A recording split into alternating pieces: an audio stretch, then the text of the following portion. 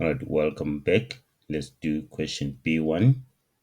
We're given information that A, D, B, and C lie on the circle with center O, and DB is equal to BC. Alright, in question A, we managed to find that C2 is equal to X, since C2 and angle A are angles in the same segment. And then also we found that D3 is equal to X, since angle D3 and angle C2 are angles opposite equal sides. DB is equal to BC. So B1 says, given that angle O1 is 94 degrees. So given that this angle is 94 degrees, right? Determine angle D2. What do we want? We want to find angle D2. We want to find this angle.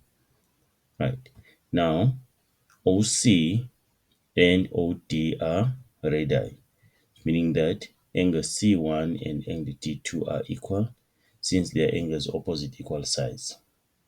You can say that angle C1 plus angle D2 is equal to 180 degrees minus 94 degrees. Right, these two angles will be equal to 180 minus 94. These are interior angles of a triangle. So the reason here, you can say interior angles of triangle, or just angle sum in triangle, right?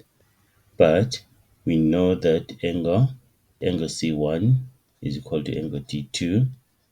What's the reason? Angles opposite equal sides. Or you can write CO and OD are radii. So therefore, since C1 and D2 are equal, therefore angle D2 will be equal to 180 degrees minus 94 degrees divided by 2. Okay, since these two are equal.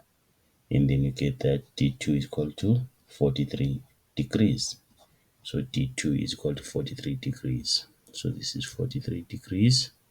This is also 43 degrees. If we check 43 plus 43, that is 86. 86 plus 94, that is 180 degrees. So that is question 5B1.